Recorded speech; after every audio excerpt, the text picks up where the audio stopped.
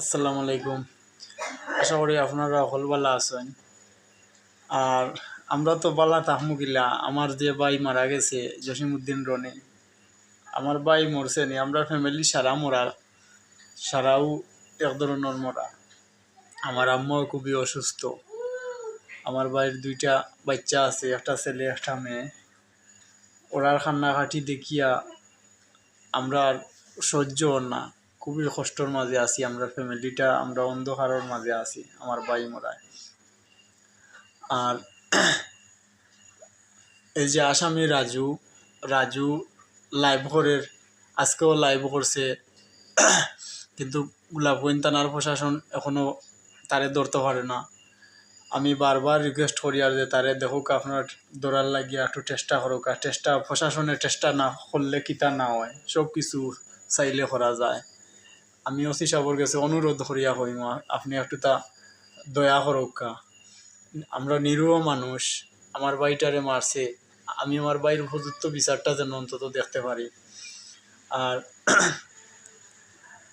বাংলাদেশের মানুষ যে যেখানে পাইবা এই রাজুরে আপনারা দরিয়া দিবা।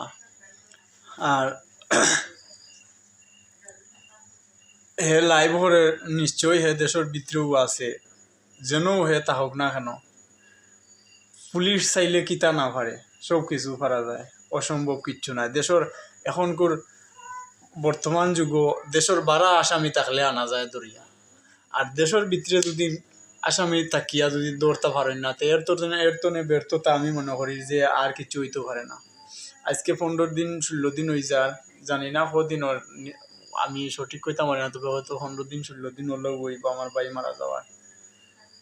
আপনারা গেছে অনুরোধ গোলাপগঞ্জ থানার প্রশাসনের কাছে জোড়াত করে কইয়ার, আপনারা যেন রাজুটারে দৌড়ার লাগিয়ে একটু চেষ্টা করুক। আপনার কাছে আমার অনুরোধ রইল, আপনারা যেন আসামিটারে দরিয়া আইনের আওতায় আনতা। আর আমরা লাগিয়ে আপনারা হলে দোয়া করবা প্রিয় দেশবাসী।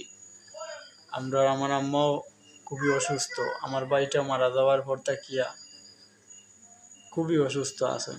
আমি নিজেও ঠিক নাই, কারণ আমি মাতি আর হয়তো ভিডিও করি আর, কিন্তু আমারও শরীরটা কিন্তু সুস্থ নাই।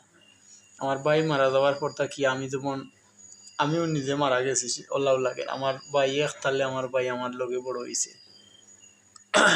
আজকে আমার ভাই নাই, আমি জানি আর আমার ভাই নাই আমিও মারা গেছি ওলাও লাগে।